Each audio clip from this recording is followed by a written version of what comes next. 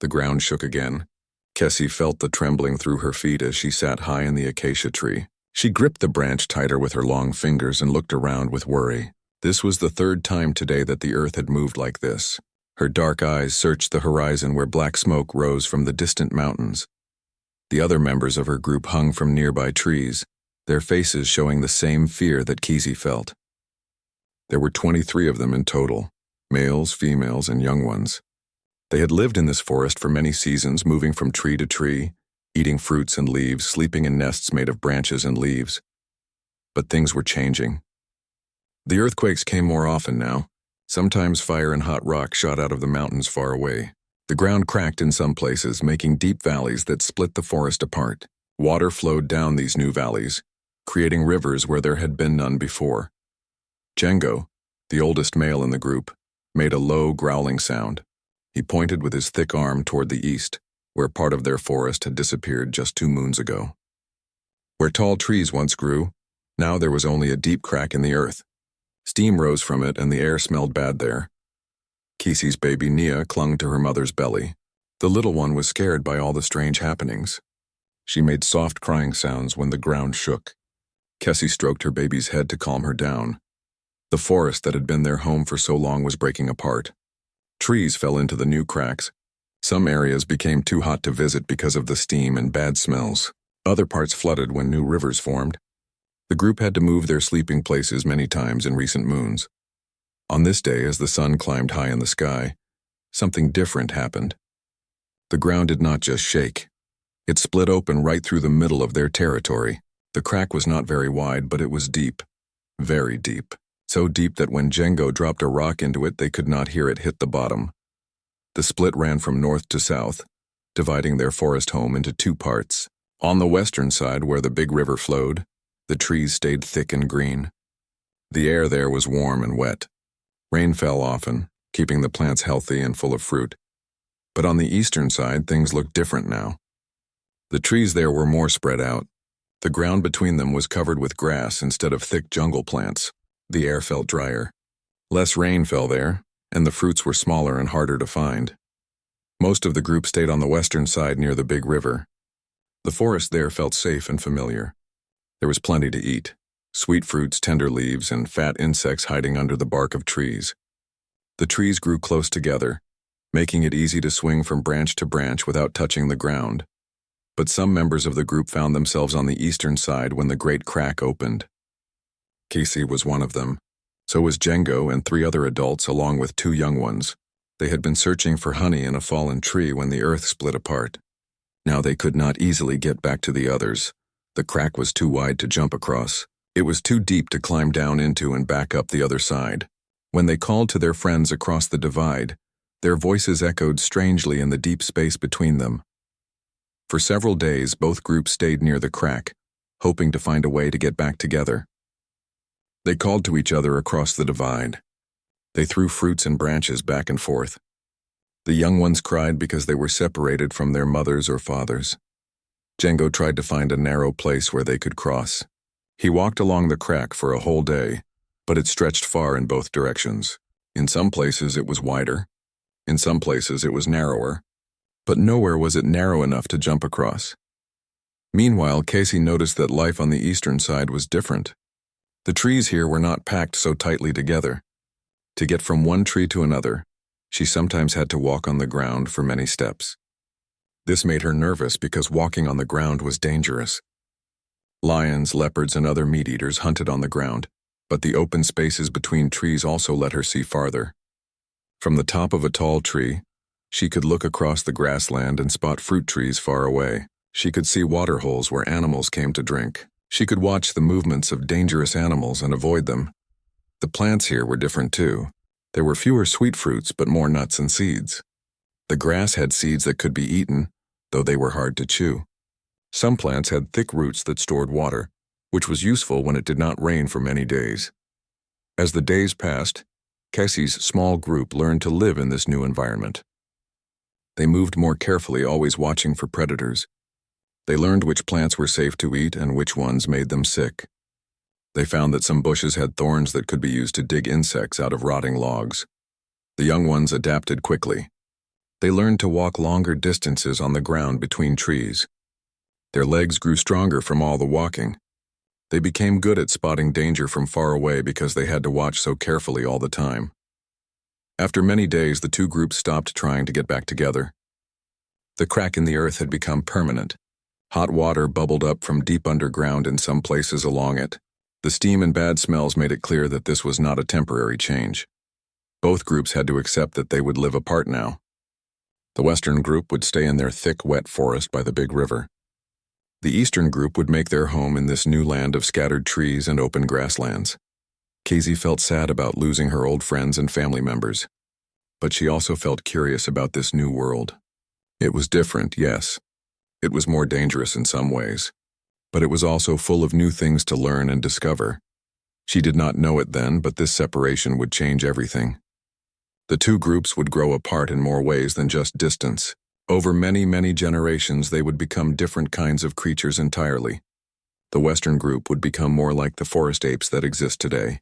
But Casey's eastern group would start down a path that would eventually lead to something completely new in the world. The Great Divide had done more than split the earth. It had split the future into two different paths. One path led deeper into the forest. The other led toward something that had never existed before, toward the first steps of the human journey. As the sun set on that first day of separation, Casey looked across the crack one last time. She called to her old friends on the other side, but her voice was already growing distant. Tomorrow she would wake up in a new world, and nothing would ever be the same again. 3 full seasons had passed since the great crack split Casey's world in two. Her small group had learned to survive on the eastern side of the divide, but life was getting harder with each passing moon. The rains came less often now, and when they did come, they were not as heavy as before. Cassie sat on a branch of a baobab tree, watching the landscape spread out before her. What she saw made her heart feel heavy. The forest that had once covered this land like a thick green blanket was slowly disappearing. Where there used to be endless rows of trees, now she could see patches of yellow grass growing larger every day. The trees were dying. Not all at once, but slowly, one by one. First, their leaves would turn brown and fall off. Then their branches would become dry and brittle. Finally, the whole tree would fall over during the next big storm, leaving only a bare patch of earth behind. Her group had grown smaller too. Old Django had died during the last dry season when food became very scarce. One of the young ones had been caught by a leopard while searching for water.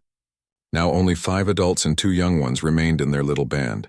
Casey's baby Nia was no longer a baby. She had grown into a curious young female who asked many questions about everything she saw. Her legs had grown long and strong from walking between the scattered trees. Her arms, while still longer than her legs, were not as long compared to her body as Casey's arms were. The other young one was Tao, a male about the same age as Nia. He was brave but sometimes too bold for his own good. Just yesterday he had climbed down from a tree to chase after a colorful bird, not noticing the snake that was following the same bird. The 3 other adults in their group each had their own strengths. Asha was the best at finding food in difficult places. She could spot edible roots and seeds that others would walk past without noticing. Bomani was strong and good at protecting the group from predators. Cheeky had the sharpest eyes and could see danger or opportunity from very far away. On this morning, as the sun climbed higher and made the air hot and dry, Cheeky made an excited sound from his perch high in an umbrella tree. He pointed toward the horizon with his long arm. The others climbed up to see what had caught his attention. Far in the distance, beyond the scattered trees and patches of grass, was something they had never seen before. It was a wide open space with no trees at all, just grass and bushes as far as the eye could see. Strange animals moved across this open land. Animals they had only glimpsed at the edges of their shrinking forest. There were tall animals, with very long necks that reached up to eat leaves from the highest branches of scattered trees. There were striped animals that ran together in large groups, their hooves making clouds of dust. There were huge gray animals with long noses that sucked up water and sprayed it on their backs. But what caught their attention most were the meat-eaters. Big cats with spotted coats hunted in the open grassland. Wild dogs ran in packs chasing the plant-eating animals. Even from this distance, the group could see that the open land was full of danger, yet it was also full of life. More life than they had seen in their shrinking forest for many moons. The grassland animals looked healthy and fat. There seemed to be plenty of food and water out there for those who knew how to find it and avoid the predators. Cassie felt a strange pull toward this open land. The forest had been home to her people for as long as anyone could remember. But the forest was dying. Each day brought new challenges as trees disappeared and food became harder to find. Soon there might not be enough forest left to support even their small group. That day she made a decision that would change the course of history. She climbed down from her tree and began walking toward the edge of the forest. The others followed, curious about what she planned to do. At the forest's edge, where the last few trees gave way to open grassland, Casey stopped. The ground here was different. Instead of the soft, dark earth of the forest floor covered with fallen leaves, this ground was hard and covered with short grass. The air smelled different too, drier with scents of animals and plants that were foreign to her nose. She took a deep breath and stepped out of the forest's shadow into the bright sunlight of the grassland. The sun felt hot on her dark skin. The wind blew stronger here than it ever did in the protected forest. She could see much farther in all directions than she had ever been able to see before. The others hung back at first, afraid to leave the safety of the trees. But when Casey called to them, they slowly joined her. Nia was the first to follow, then brave young Tao. Soon all of them stood together in the bright open space. The feeling was frightening and exciting at the same time.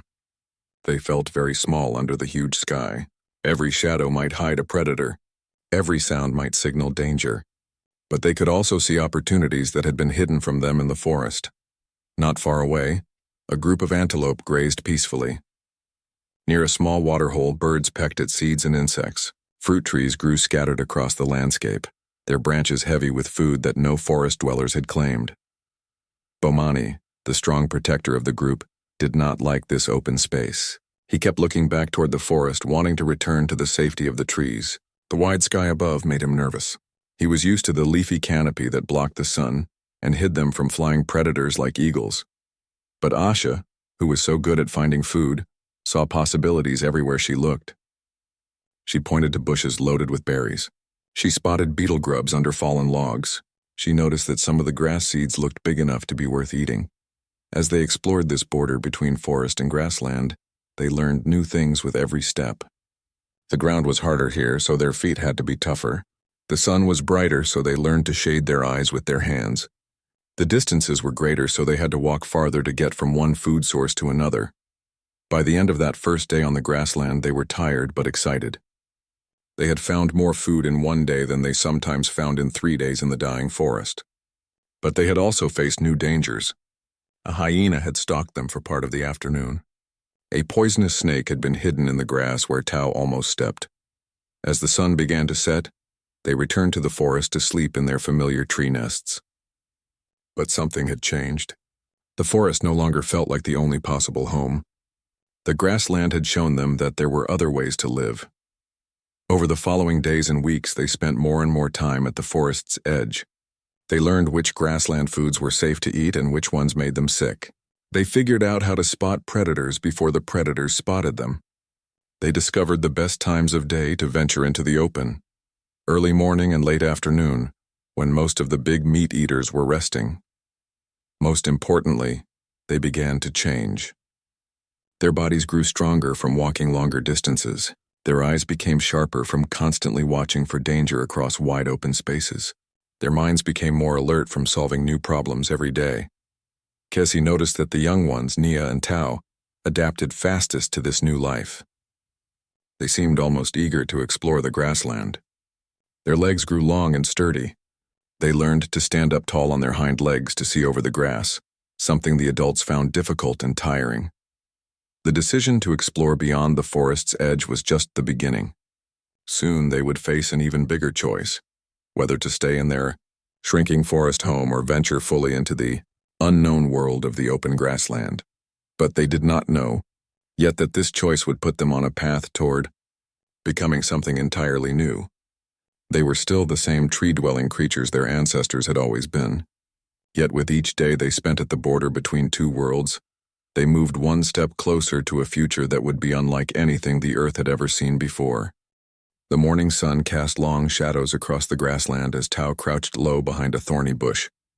His heart beat fast in his chest as he watched the group of antelope grazing just 50 steps away. He had been practicing this for many days, moving quietly across the open ground, learning to hunt like the big cats did. But Tao was not built like a big cat. His body was made for climbing trees, not for running across flat ground. When he tried to copy the smooth, silent movements of a leopard, he stumbled and made noise. The antelope heard him and bounded away, their white tails flashing as they disappeared over a low hill. Tao sat down hard on the ground, breathing heavily. His knees hurt from crouching for so long. His back ached from trying to stay low while moving. He watched the dust cloud left by the antelope and felt disappointed. This was much harder than finding food in the trees had been. From a nearby acacia tree, Kizzy watched her young group member with understanding. All of them were struggling with the same problem. Their bodies were designed for life in the trees, not for life on the ground. Their long arms were perfect for swinging from branch to branch. But they got in the way when trying to move quickly across the grassland.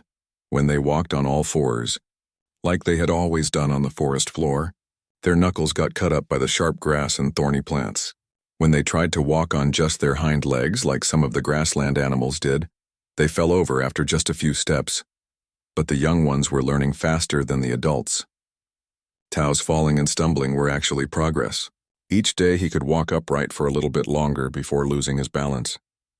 Each day he could see a little farther across the grassland when he stood tall on his back legs. Nia was even better at it than Tao. She had discovered that if she spread her arms out wide, like a bird spreading its wings, she could balance better when walking on two legs. She looked funny doing this, but it worked. She could walk upright for much longer than any of the adults could manage. The adults watched the young ones with amazement and worry. Walking on two legs seemed dangerous and unnatural. What if they fell when a predator was chasing them? What if they could not climb trees fast enough to escape danger? What if this new way of moving left them helpless? But the advantages of standing upright were becoming clear to everyone in the group. When Cheeky stood on his back legs and stretched up as tall as he could see much farther across the grassland than when he was down on all fours. He could spot predators while they were still far away. He could see water holes and fruit trees that were hidden from view when he was low to the ground. One hot afternoon, this ability to see far distances saved their lives. The group was spread out across a patch of grassland, searching for edible roots and seeds. Bomani was using a sharp stick to dig up tubers. Asha was pulling seeds off a grass plant. Kissy was teaching Nia which berries were safe to eat from a low bush. Suddenly, Tao stood up tall on his back legs. He had been getting better and better at this upright walking, and now he could stay balanced for several minutes at a time. From his upright position, he could see over the tall grass that blocked the view of the adults who were still on all fours. What he saw made his blood run cold. Moving through the grass toward them, almost invisible in the brown and yellow vegetation, was a pride of lions. There were 5 of them, 2 large males and 3 females. They were stalking the little group of early humans, moving in a coordinated attack pattern. If Tao had been down on all fours like the others, he would not have seen the lions until they were close enough to attack. But standing upright gave him the high viewpoint he needed to spot danger while there was still time to escape. He made a sharp warning cry that all the others understood immediately. Without looking around to see the threat, they all dropped what they were doing and ran toward the nearest tree. Their long arms and strong hands let them climb quickly into the branches, just as the lions burst out of the grass where they had been foraging moments before.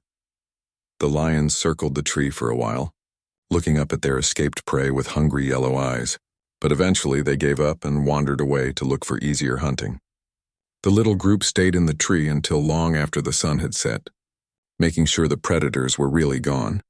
That night, as they built their sleeping nests high in the branches, everyone talked about how Tao's upright walking had saved them all. For the first time, the adults began to see that this strange new way of moving might not be just the foolish experimentation of young ones. It might actually be useful for survival. Over the following weeks, all the adults began practicing walking on 2 legs. It was much harder for them than it was for the young ones. Their bodies had been walking on 4 limbs for so many years that changing felt almost impossible. Kisi's back hurt terribly when she tried to stay upright for more than a few steps. Bomani kept falling backward because his heavy upper body made him unbalanced. But they kept trying because they could see how useful it was. Standing tall let them see over grass and bushes. It let them carry food and tools in their hands while they walked. It freed up their hands to throw stones at predators or to point out distant objects to other group members. Asha discovered another advantage of upright walking when she was foraging one day. She had found a bush loaded with ripe berries, but it was growing near a muddy waterhole where dangerous crocodiles lived. Walking on all fours, she would have to put her hands down in the mud, where a crocodile might grab them. But by walking upright on her back legs only, she could keep her hands free to pick berries while staying farther away from the water's edge. She could also keep her eyes on the water, watching for any movement that might signal a crocodile getting ready to attack. The young ones continued to improve their upright walking much faster than the adults. By the end of the dry season, both Tao and Nia could walk on two legs for long distances without falling. Their leg muscles had grown stronger and their balance had improved greatly. They also discovered that walking upright helped them stay cooler in the hot sun. When they walked on all fours, their backs were exposed to the direct heat of the sun all day long. But when they walked upright, less of their body surface was hit by the sun's rays. The hair on their heads helped shade their faces and necks. Most surprising of all, walking upright seemed to make them smarter. When their hands were free from walking duties, they could use them to manipulate objects in more complex ways. They could carry multiple things at once. They could use their hands to gesture and communicate more clearly with other group members. Tao found that he could carry sharp stones in both hands while walking upright, making him ready to defend against predators or to use the stones as tools. Nia discovered that she could collect berries in her cupped hands while walking from bush to bush, making her foraging much more efficient. The change was gradual, happening over many moons. But by the time the rains returned to the grassland, bringing new green growth and abundant food, something remarkable had happened. The little group had become the first creatures on Earth to regularly walk upright on two legs. They did not know it, but this change would lead to everything that made later humans special. Walking upright freed their hands for tool use. It let them see farther across the landscape. It made their brains work harder to maintain balance, leading to larger and more complex brains over time. Most importantly, it separated them forever from their tree-dwelling cousins. They were still small and hairy with long arms and large teeth. But they had taken the first crucial step on the long path that would eventually lead to cities and farms, to art and music, to rockets that could fly to the moon. On that day when Tao first stood tall and spotted the approaching lions, he was not just saving his group from immediate danger, he was taking the first step into humanity's future. He was walking into tomorrow. Old Asha sat in the shade of a fever tree, watching the large mound of red earth that rose from the grassland like a small hill. Her weathered hands rested on her knees as her sharp eyes studied the busy activity around the termite mound. Thousands of the pale insects crawled in and out of tiny holes, carrying bits of grass and wood to add to their towering home. Asha's stomach growled with hunger. The dry season had lasted longer than usual this year, and food was becoming very scarce. The few remaining fruit trees had already been stripped bare by the group and by the grassland animals. Seeds and roots were harder to find each day as the soil became drier and more cracked, but Asha knew there was food all around her. She could smell the rich, nutty scent of the fat termites inside their mound. She had seen other animals, anteaters and aardvarks, break open termite mounds to feast on the insects inside. The problem was that her people had no way to get to this food. Their thick fingers were too big to reach into the small holes where the termites lived.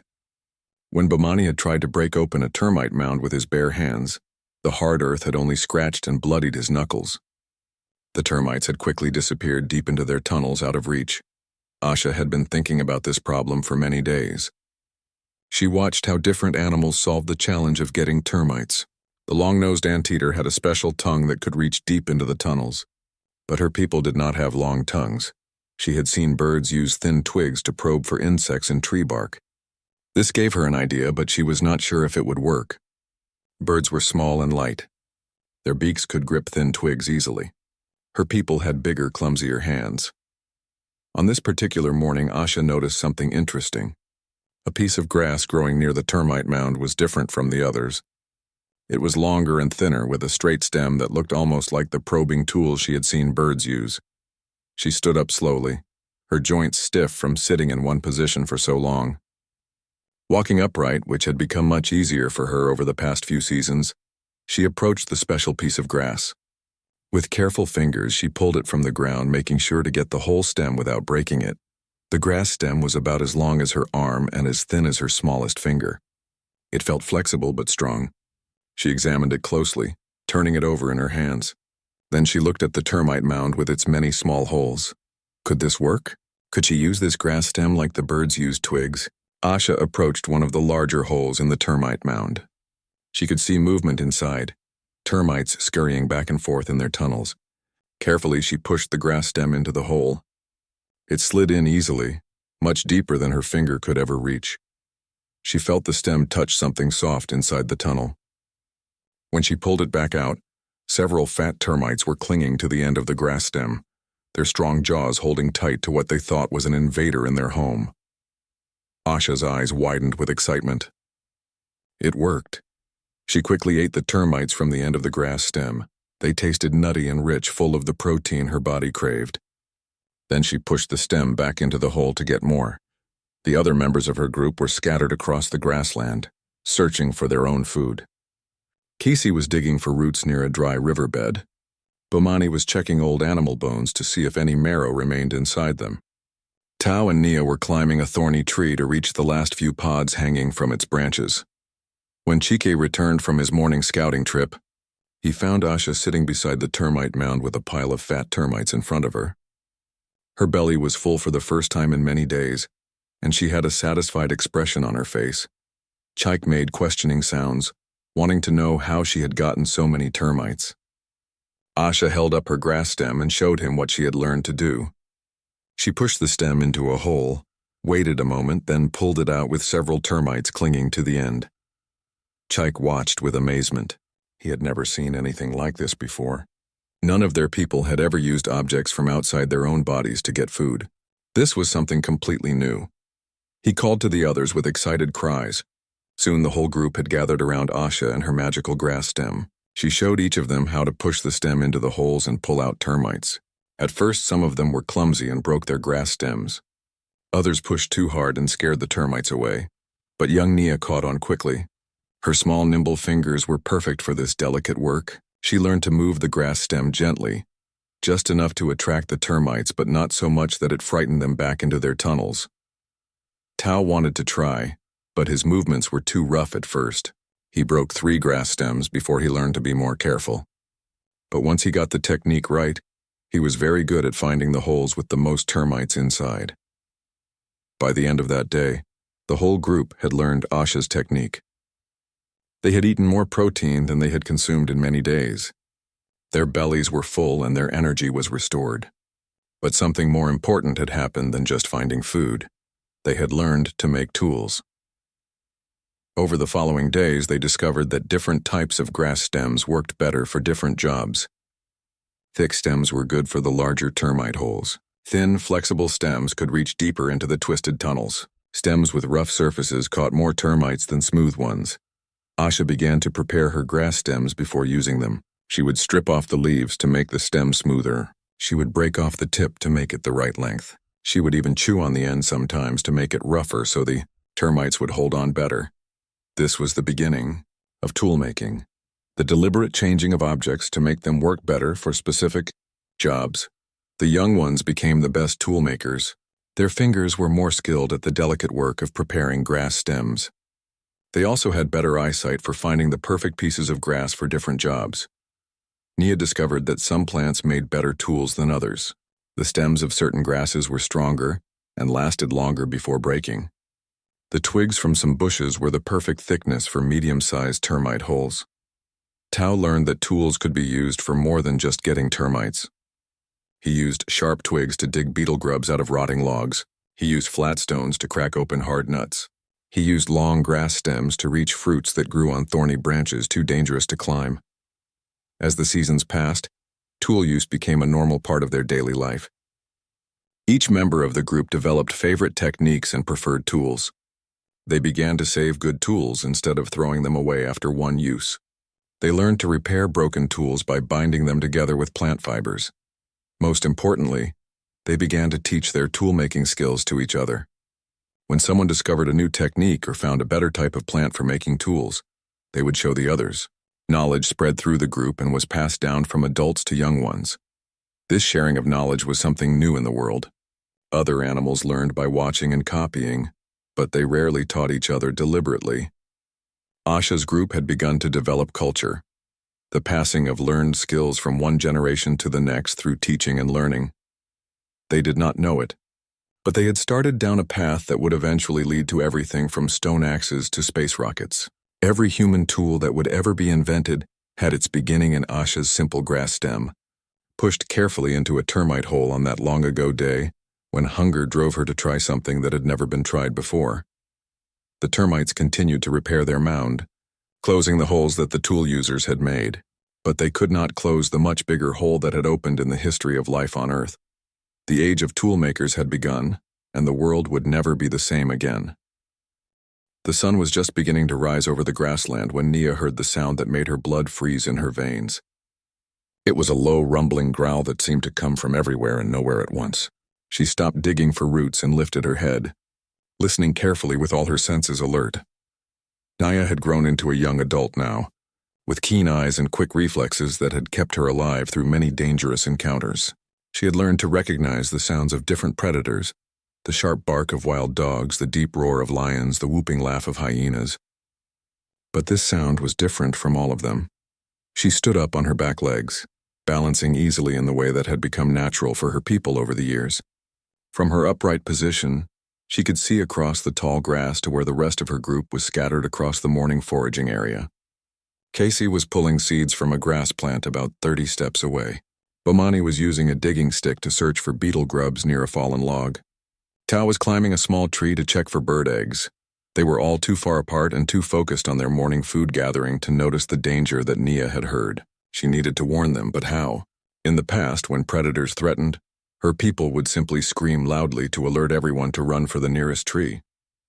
But this scream meant only one thing: immediate danger, run now. It did not tell anyone what kind of danger or where it was coming from or what the best response might be. As Nia listened more carefully, she began to understand what was making the strange sound. It was not just one predator, but several. The low rumbling was the sound of big cats talking to each other as they coordinated a hunt.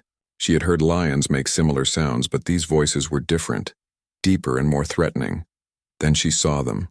Moving through the grass like flowing shadows were 3 enormous cats with long, curved teeth that stuck out from their upper jaws like deadly knives. Saber-toothed cats, the most dangerous predators on the grassland. They were spreading out to surround her scattered group, preparing for an attack that would come from multiple directions at once. Nia's mind raced. The normal danger scream would not be enough. Her people needed to know specifically what was threatening them and from which directions the attack would come. They needed information, not just a general warning. Without thinking, she made a new sound. It started as the familiar danger call, but then it changed. She added a lower, growling tone that sounded like the rumbling voices of the saber-toothed cats. Then she pointed toward where she had seen the predators and made the sound again. Casey heard this strange new call and immediately understood what her daughter was trying to tell her. The modified warning meant big cats, not just any danger. The pointing gesture showed her which direction to watch. Instead of running blindly toward the nearest tree, Cassie looked where Nia was pointing and saw the massive predator creeping toward Bomani through the tall grass. Cassie made her own version of Nia's new warning call, adding her own information. She made a series of quick, sharp sounds while pointing toward 3 different directions, showing that there were multiple predators approaching from several angles. Bomani heard both calls and understood immediately. Multiple big cats approaching from different directions. Instead of running straight toward the nearest tree, which would have taken him directly toward one of the hidden predators, he moved carefully sideways toward a cluster of thorny bushes where the cats would have difficulty following. Tao, high in his tree, could see the entire hunting scene spread out below him. He made his own contribution to the warning system, a series of high-pitched calls that indicated which predator was closest to each member of the group. 1 sharp call meant the cat near Kessie. 2 sharp calls meant the cat approaching Bomani. 3 calls meant the largest cat, which was moving toward Nia herself. This rapid exchange of specific information allowed the group to coordinate their escape in a way they had never been able to do before. Instead of panicking and running in all directions, they moved together toward the safest route away from the predators. The saber-toothed cats, finding their careful ambush ruined by the early warning system, gave up the hunt and melted back into the grassland to search for easier prey. That evening, as the group gathered in their sleeping tree, they talked about what had happened during the morning's close call, but their talking was different now. Instead of just the grunts, screams, and simple gestures they had always used, they found themselves making the new specific sounds that had been so useful during the crisis. Naya made the rumbling sound that meant big cats. Casey made the sharp pointing sounds that meant multiple threats from different directions. Tao made his high-pitched location calls that told exactly where each danger was positioned. Soon they discovered they could use these specific sounds for things other than warnings about predators. When Bomani found a tree full of ripe fruit, he made a new sound that combined the gesture for food with the high-pitched tone that meant good news. When Asha wanted to show the others a new tool-making technique, she made a sound that meant pay attention to what I am doing with my hands. Over the following days and weeks, their collection of specific sounds grew larger and more complex. They had different calls for different types of food. They had different warnings for different kinds of danger. They had sounds that meant come here, go away, help me, look at this, be quiet, be careful. The young ones learned these new sounds fastest and added their own innovations. Tao discovered that he could combine two sounds to create a new meaning. The sound for water plus the sound for far away meant there is water at a distant location. The sound for food plus the sound for underground meant dig here for roots and tubers. Naya found that the tone of voice could change the meaning of the same sound. The food sound said with excitement meant lots of good food found here. The same sound said with disappointment meant food is scarce or poor quality. As their sound system became more sophisticated, they discovered they could share information about things that were not immediately present. Cheeky could tell the others about good foraging areas he had seen during his morning scouting trip. Asha could describe dangerous animals she had spotted near the waterhole. Casey could warn about bad weather she had seen building on the horizon. This ability to share information about distant or future events was revolutionary. It meant the group could plan ahead and coordinate their activities in ways no animals had ever done before. They could decide together where to forage, when to move to new areas, how to avoid known dangers. The sounds also allowed them to teach each other more effectively. When Asha wanted to show someone how to make a termite fishing tool, she could use sounds to direct their attention to specific parts of the process. Pick this type of grass, strip the leaves this way. Test the flexibility like this. Insert it this deep. Most importantly, their sound system allowed them to share stories and pass knowledge from the older members to the younger ones. Bomani could tell about dangerous situations he had survived in the past and how he had escaped. Kisi could describe the best places to find food during different seasons. Asha could share her years of experience about which plants were safe to eat and which ones were poisonous. This storytelling and knowledge sharing meant that each generation did not have to learn everything from scratch. The hard-won wisdom of parents and grandparents could be passed down to children and grandchildren, allowing the group's total knowledge to grow larger with each generation. The changes in communication also changed how they thought about themselves and each other. When they could share their thoughts and experiences through sounds and gestures, they began to see each other as individuals with unique knowledge and personalities, not just as members of the group. They gave each other names, specific sound combinations that referred to particular individuals. Nia became the one with the warning voice. Tao became the one who sees far. Bomani became the one who digs deep. Each name captured something important about that person's special abilities or role in the group. By the time the next dry season arrived, their little group had developed the foundations of language, a complex system of sounds and gestures that allowed them to share detailed information, coordinate activities, teach skills, tell stories, and express thoughts and feelings. They did not know it. But they had taken another crucial step toward becoming fully human. Language would eventually allow their descendants to build complex societies, create art and literature, develop science and philosophy, and share knowledge across vast distances and long periods of time. But it all started with Nia's desperate need to warn her family about the specific dangers approaching from multiple directions. In that moment of crisis, she made sounds that carried more meaning than any creature on Earth had ever expressed before. She gave voice to the wild world around them, and in doing so she began to tame it with words. The smell of smoke reached them first, carried on the hot wind that had been blowing across the grassland for 3 days without stopping. Cassie lifted her nose to the air and felt her heart begin to beat faster. She knew that smell. It meant fire, and fire on the grassland was one of the most dangerous things her people could face. The dry season had been longer and harsher than any in living memory. For almost 4 full moons, no rain had fallen on their territory. The grass had turned from green to yellow to brown, and now it was so dry that it crumbled to dust when touched. The few water holes that remained were muddy and shrinking smaller each day. Everything was ready to burn. The smallest spark could start a fire that would race across the landscape faster than any animal could run. Casey had seen such fires before, and she had watched them destroy everything in their path: trees, bushes, grass, and any creature too slow to escape. Now, as she stood on a small hill looking toward the horizon, she could see the distant orange glow that meant fire was coming their way. Dark clouds of smoke rose high into the blue sky, and even from far away she could hear the crackling, roaring sound that grass fires made when they were big and moving fast. She called to the others using the danger sounds they had developed over the seasons. But this was not the sound for predators or snakes. This was the sound for fire, delivered with an urgency that made every member of the group stop what they were doing and look toward her. Bomani was the first to reach her hilltop position. He followed her gaze toward the smoke and flames, and his face showed the same fear that Casey felt. The fire was still far away, but it was moving in their direction. They had perhaps until sunset to get away from its path. The others gathered quickly, Asha with her collection of digging tools, Tao carrying a half-finished spear he had been working on, Nia holding a grass basket full of seeds she had been collecting. Chiki came last, running from his scouting position with news that made their situation even worse. Using the complex combination of sounds and gestures they had developed, Chiki reported that the fire was not just coming from one direction.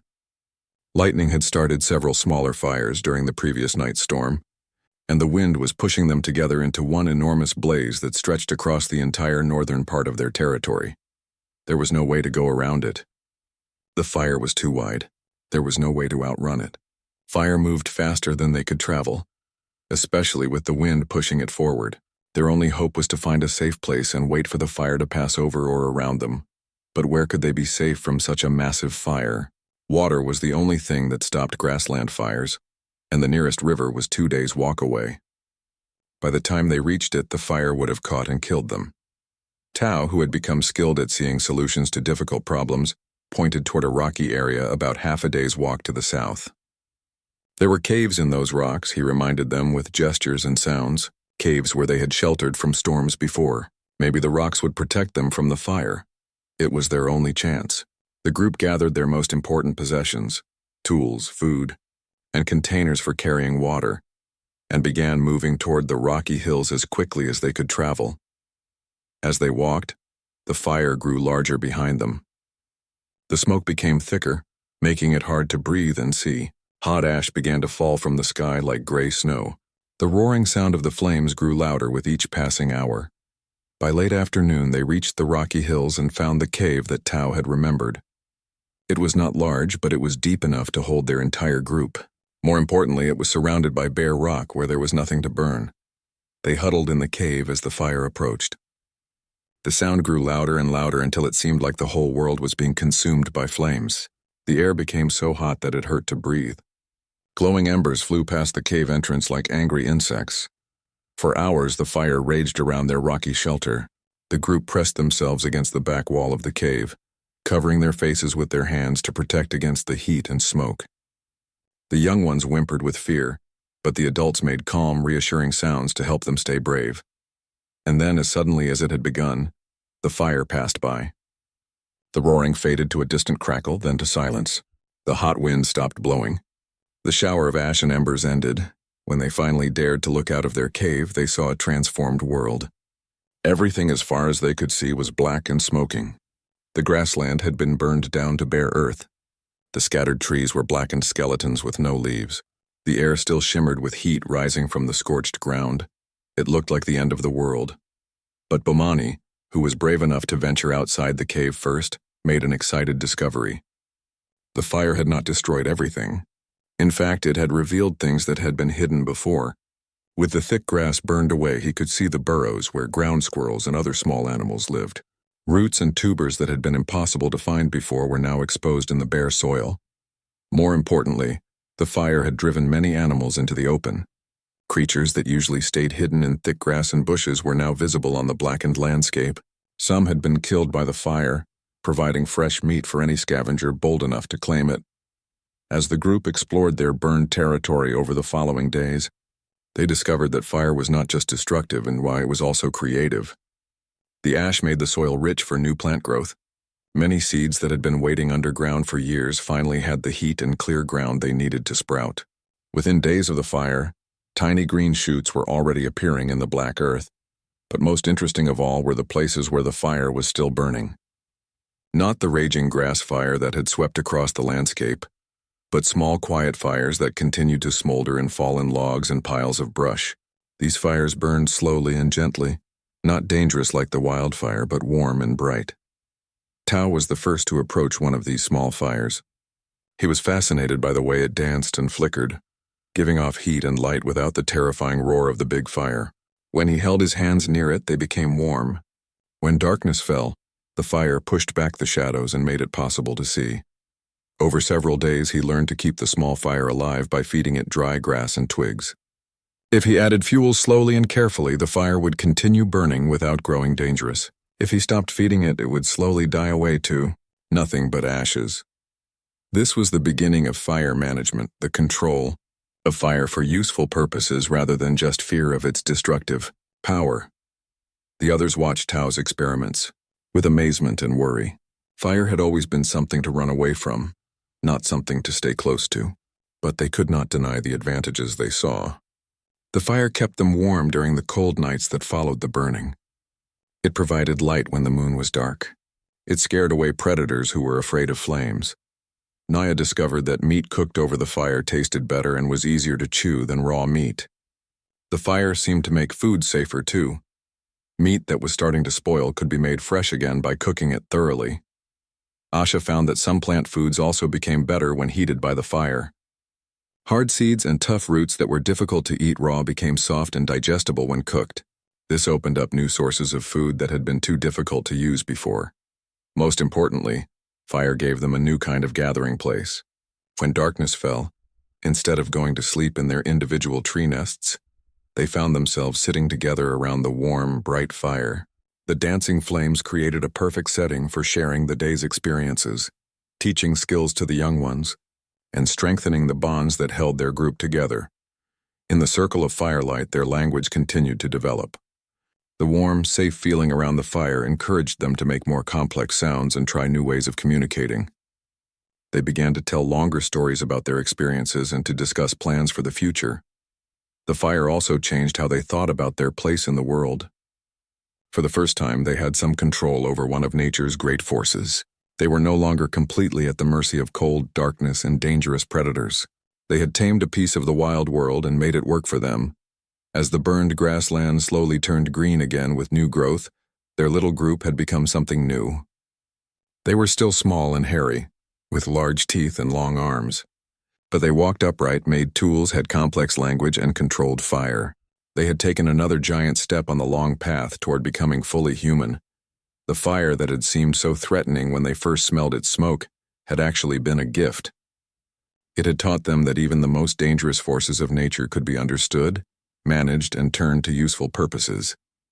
This lesson would serve their descendants well as they faced the countless challenges that lay ahead in their journey toward civilization. In the flickering light of their carefully tended fire, surrounded by the darkness of the wild grassland, they had created the first human home. It was not built of wood or stone, but of light and warmth in the shared presence of their small community. It was a tiny island of human control in the vast wilderness of the natural world. The cold came slowly at first, like a visitor who arrives early and stays too long.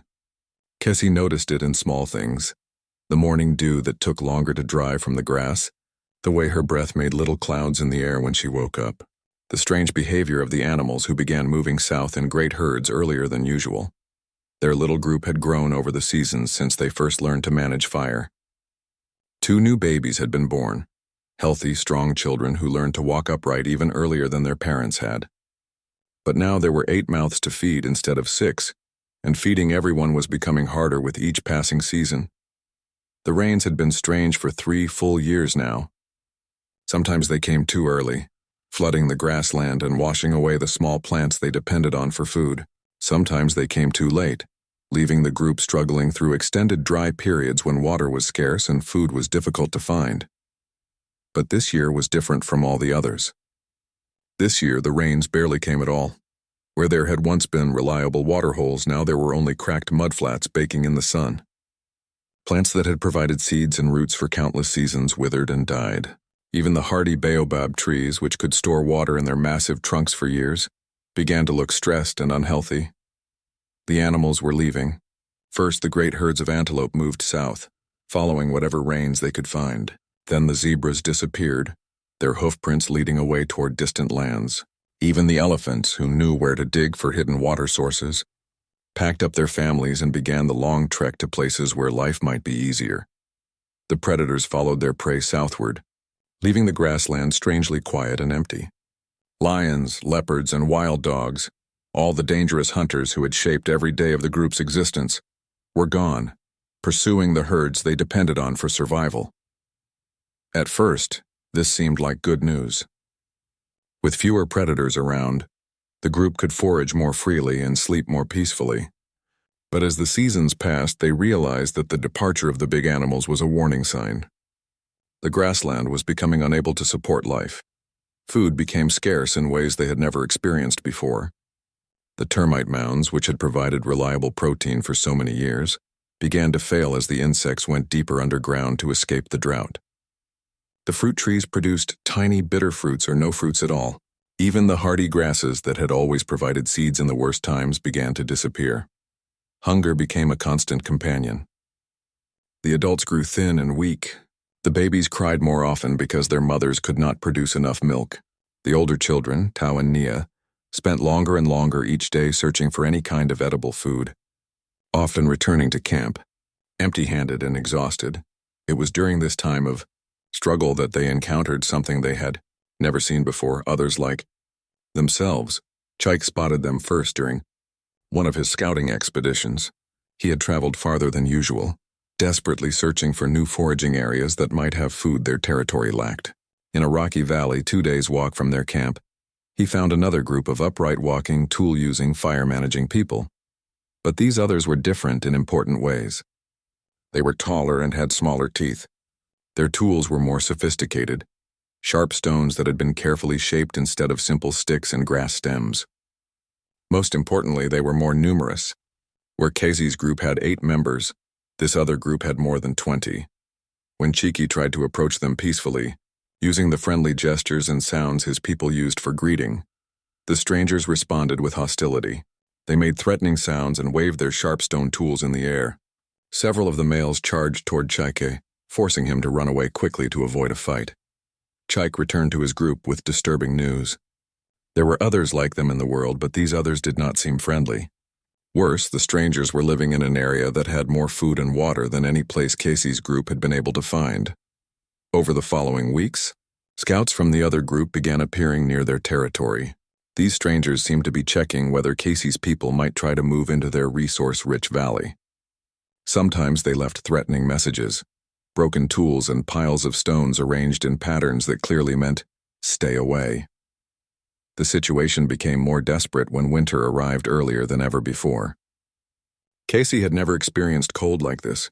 Frost covered the grass in the mornings, and sometimes ice formed on the edges of the few remaining water sources. Their fires, which had always provided adequate warmth, seemed insufficient against this new kind of cold. The group huddled together around larger fires, burning more wood than they had ever needed before. But fuel was becoming scarce too. With so many trees dead or dying from the drought, dry wood was a precious resource that had to be gathered from farther and farther away. It was during the coldest part of this harsh season that old Asha became seriously ill. The group's most skilled toolmaker and wisest forager developed a cough that would not go away. She grew weaker each day, unable to keep up with the others during their long searches for food and fuel. The group faced an agonizing decision. In the past, when someone became too sick or old to travel, they would have been cared for until they recovered or died naturally. But now, with food so scarce and the weather so harsh, Caring for Asha meant that everyone else had less chance of survival. Some members of the group began to suggest that they should leave Asha behind and move on to search for better territory. It was a practical decision, the kind that animals made when survival was at stake.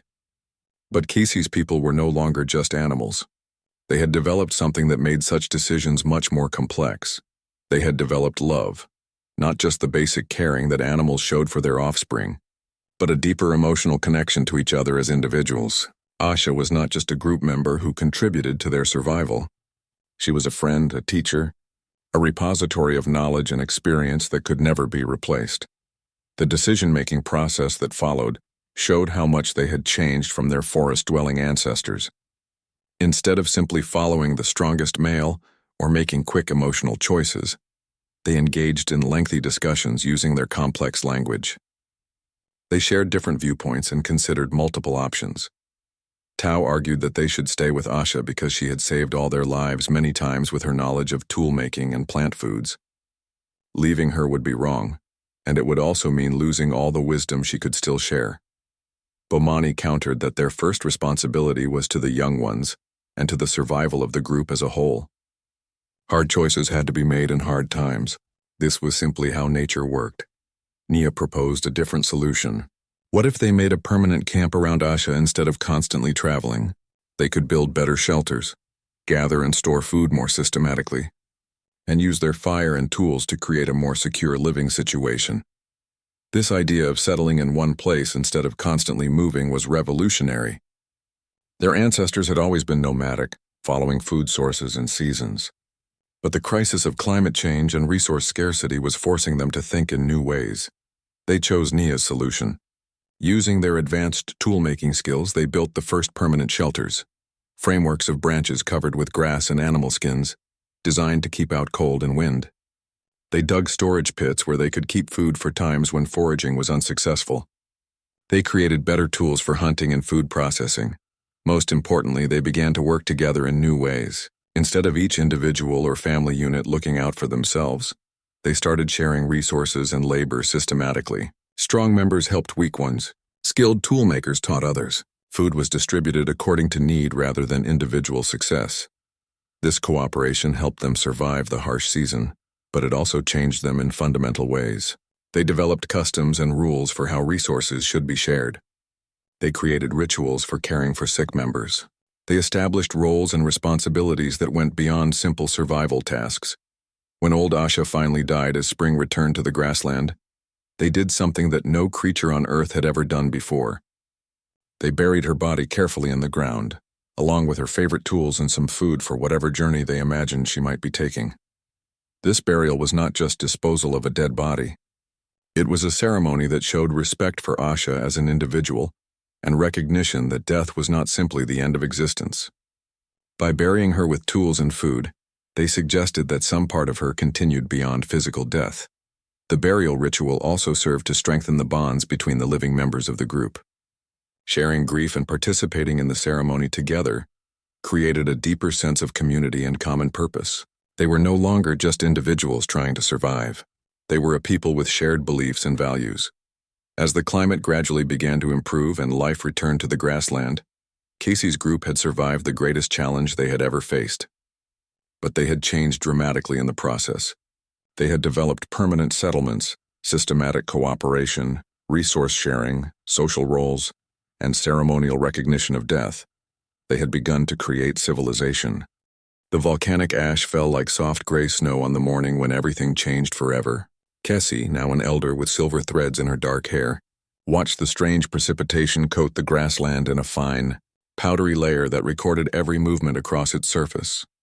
In the distance, the great mountain that dominated their horizon glowed red against the dawn sky. It had been restless for many days, rumbling and sending up clouds of smoke. But this morning was different. This morning it was painting the world with its breath. Casey's group had grown into a small tribe of 37 individuals spread across 3 generations. Her daughter Nia, now a respected leader and teacher, had children and grandchildren of her own. Tao had become the group's finest toolmaker and hunter, his innovations building on the foundation that old Asha had established so many years before. The permanent settlement they had created during the Great Cold Time had evolved into something remarkable. What had begun as simple shelters around sick Asha had grown into a complex community with specialized areas for different activities. Tool-making workshops, food storage facilities, cooking areas with multiple fire pits, and even a special place where the children played and learned. Their language had become rich and complex, capable of expressing abstract ideas and detailed technical knowledge. They had words for concepts that would have been impossible for their ancestors to imagine. Words for justice, beauty, hope, and responsibility. They could discuss events that had happened long ago and make plans for the distant future. Their tools had evolved far beyond Asha's simple grass stems. They now crafted sophisticated implements from stone, wood, and bone. Tao's workshops produced spear points that could pierce thick hide, cutting tools sharp enough to slice meat cleanly, and digging implements that could break even the hardest earth. But perhaps most importantly, they had developed culture, a complex system of shared knowledge, beliefs and practices that bound them together as a people. They had songs that told the stories of their ancestors. They had ceremonies that marked important life events. They had rules that governed how they treated each other and how they used their resources. On this morning of falling ash, as Casey led a group of young ones across the soft gray carpet to gather water from a nearby spring, none of them realized they were creating evidence that would survive for millions of years. Each footstep pressed into the volcanic ash left a perfect impression. The shape of their feet, the length of their stride, the pattern of their movement across the landscape. The footprints told a story that future scientists would read like a book. Here was Casey's distinctive gait, showing the confident walk of an elder who had spent decades moving upright across varied terrain. There were the smaller prints of the children, revealing how early human young learned to walk on two legs. There were the prints of the adults, showing the strong, efficient stride that had evolved over countless generations. Most remarkably, the footprints showed that they walked together as a coordinated group. The spacing between individual tracks revealed that they matched their pace to the slowest members, ensuring that no one was left behind. The parallel tracks showed that they walked side by side, probably talking and sharing information as they traveled. This was very different from the scattered, individualistic movement patterns of other animals. These footprints were evidence of social cooperation, shared purpose, and group decision-making. They showed creatures who thought of themselves as part of something larger than their individual survival. As they reached the spring, Casey paused to look back at the trail of footprints they had left in the ash. Something about those marks stirred a deep emotion in her. They showed where she and her people had come from, but they also pointed toward where they were going. She thought about all the changes she had witnessed during her long life. Her people had transformed from tree-dwelling creatures who lived day to day into upright walking, tool-making, fire-controlling, language-speaking beings who planned for the future and cared for each other across multiple generations. But she sensed that this was not the end of their journey. Her grandchildren asked questions and dreamed dreams that went far beyond anything she had imagined as a young female. They wondered about the stars that appeared each night. They experimented with new ways of making tools and shelters. They created art, decorative patterns carved into wood and bone that served no practical purpose except to please the eye. Young Django, named after the brave male who had died so long ago in the Great Divide, had recently surprised everyone by figuring out how to make fire from scratch using flint and dry grass. This meant they no longer had to carefully preserve burning embers from natural fires. They could create fire whenever and wherever they needed it. His sister Amara had developed new techniques for weaving grass into baskets so tight they could hold water.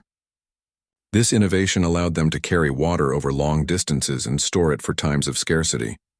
Most remarkably, several of the young adults had begun exploring territories far beyond their traditional range. They returned with reports of other groups of their kind, some friendly, some hostile, but all showing variations on the same basic pattern of upright walking, tool use, fire control, and complex language. Cassie realized that her small group was not alone in the world. Across the grasslands and forests of Africa, other communities were developing similar innovations. Some would fail and disappear. Others would thrive and grow. Eventually, their descendants would spread across the entire planet. As she filled her water containers at the spring, Casey made a decision that would ensure her people's survival for generations to come. She began to tell the young ones the complete story of their people, how they had survived the Great Divide, learned to walk upright, developed tools and language, mastered fire, and created their first permanent community. This storytelling session by the spring became the foundation of their oral history tradition. The stories would be passed down from generation to generation, ensuring that the hard-won wisdom of their ancestors would never be lost. The children listened with wide eyes as Casey described their forest-dwelling ancestors, the earthquakes that split their world apart, the first tentative steps on two legs, the discovery of tool-making, the development of language, the taming of fire, and the cooperation that had carried them through the worst of times. But she did not just tell them about the past, she also talked about the future. She described her vision of their descendants spreading across the world, building communities larger than anything they could currently imagine, developing tools and technologies beyond their present comprehension. She spoke of a time when their people would no longer live at the mercy of droughts and predators, when they would grow their own food instead of just gathering it, when they would build permanent homes of stone and wood, when they would create beautiful objects for the pure joy of creation.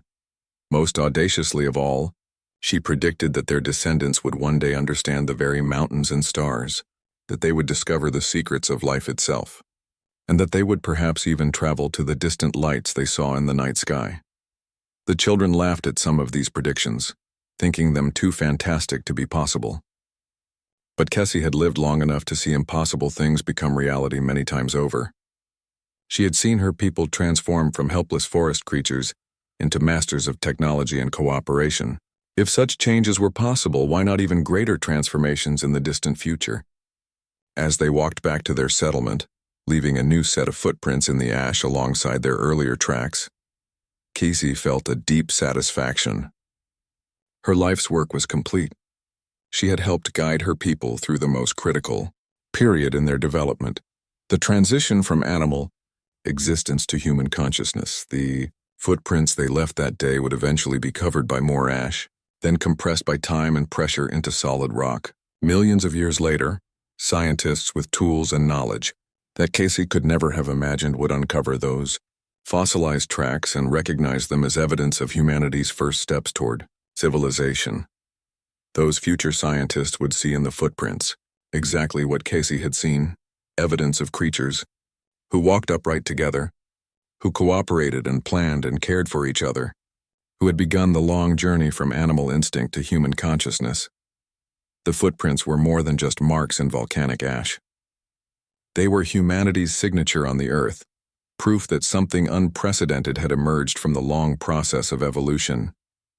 They marked the moment when intelligence became self-aware, when survival became civilization, when animals became human. As Casey settled by her evening fire that night, surrounded by her children and grandchildren, she looked up at the stars that had fascinated her people for so many generations. Somehow she knew that her descendants would indeed reach those distant lights someday. The same intelligence and cooperation that had carried her people from the forest to the grassland would eventually carry them to the stars themselves. The human story that had begun with a crack in the earth would continue until it encompassed the entire universe. In the flickering light of the fire, with ash still drifting down from the restless mountain,